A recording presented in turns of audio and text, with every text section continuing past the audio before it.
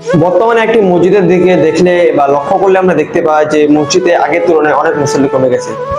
আজকে ঈদের তৃতীয় দিন, বলতে আজকে হচ্ছে আপনার 13ই এপ্রিল 2024, যেখানে আমাদের ঈদ হয়েছিল 11 এপ্রিল 2024। বলতে 2 দিনের ব্যবধানে মসজিদ প্রায় ফাঁকা।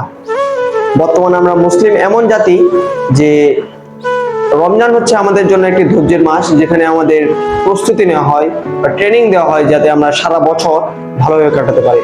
কিন্তু রমজানের পরে এই ঈদের 2 দিন পরেই আজকে আমাদের এই অবস্থা। আজকে যদি আমরা মসজিদের দিকে লক্ষ্য করি, তাহলে মসজিদে বর্তমানে 1 থেকে 2 টাকা তার, সর্বোচ্চ 3 টাকা তার যায়, তারপরে নাই। বর্তমানে আমরা অনেকে অনেক জায়গায় ঘুরতে গেছি, সেজন্য কাতারটা কিছুটা কমতে পারে, কিন্তু আমরা লক্ষ্য রাখবো এবং খেয়াল রাখবো যাতে আমরা আমাদের নামাজকে না ছাড়তে পারি।